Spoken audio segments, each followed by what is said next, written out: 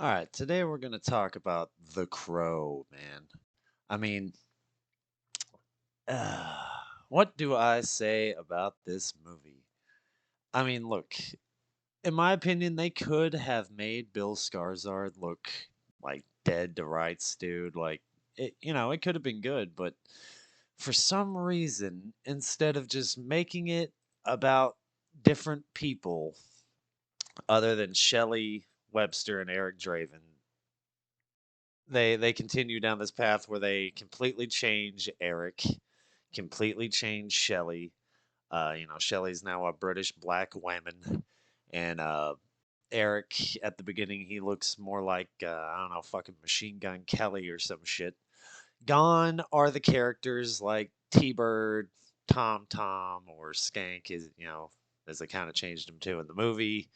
Uh, Top Dollar, all of them, they're all gone. They've all been replaced with these more generic characters. And I mean, I don't really blame the direction of the movie. Like the direction's pretty good, honestly. Like they got some pretty cool looking shots. I mean, yeah, I don't really get why they like this after death scene. Like they keep doing that and like in the comic book whenever he has these weird uh like out of body type experiences, he sees, the crow and this skeletal train conductor guy and stuff like that. And I mean, they completely just kind of really took all of the edge out of the death scene for Shelley and Eric. Like they both just get suffocated with plastic bags. And then I don't know. It's one of those movies where I'm a gigantic fan of the original 1994 movie. I watched that movie like when it came out whenever I was a kid with my aunt, believe it or not.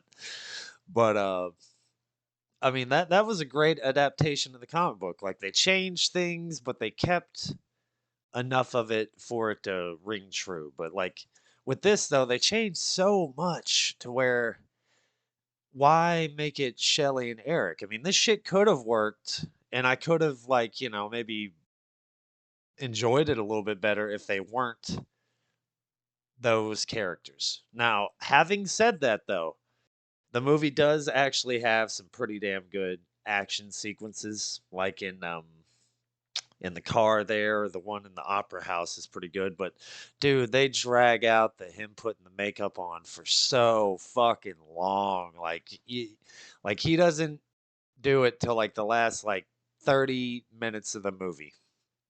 And he doesn't just put the makeup on, like he for some reason he's in like the afterworld place and the crows like go into him and then he has some kind of like fucking incredible Hulk transformation where like Bill Skarsgård gets noticeably buffer and shit, which I mean it could be a cool idea. Don't get me wrong. But like I said, with it being about those two characters, it kills it for me because that's not the way Shelley was. That's not the way Eric was. Like they were not doing any kind of weird shit. Like she's over there doing this weird devil worship crap with this guy that's apparently like killing people or getting people to kill people like with this weird devil black magic shit that like so he doesn't have to go to hell and all this other stuff. And I mean like I just coming back to why change so much if you're not going to at least keep it close to the source material? Like I mean, what was wrong with the villains? What was wrong with fucking T-Bird or Tintin or Gideon the pawn shop guy and stuff like that? Like they never show any of that. And then they're not engaged or anything like that. Like they're not set to be married. They meet each other in rehab for the love of fucking God. I mean, that is like the most like new age fucking love story bullshit I've ever heard. Oh, we met in fucking rehab.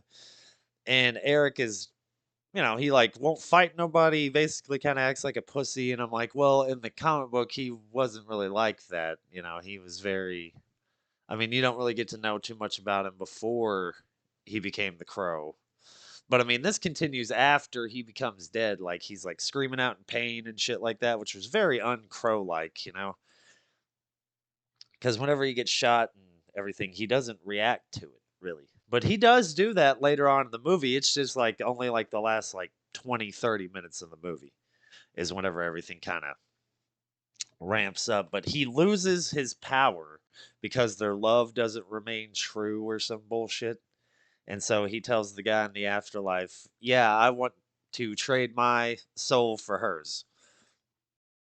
And you know, he ends up killing all the fucking people and shit. Well, at the end, he kills the guy, the fucking demon dude, who gets sucked down to hell or pulled down to hell by all these like weird creature things. I don't know. They come out of this puddle in this afterworld place. And then, in my opinion, they kind of killed all the romance of the original, like because okay, he since he trades his soul, I didn't think it was actually going to work, but no, he actually brings her back, but he stays dead. But she comes back like right after they were killed or whatever, so she wakes up and he's laying there next to her, and the cops are reviving her and shit. So I'm like, so basically, the way that he did it, like the way that this movie does it, like none of it ever actually happened, you know?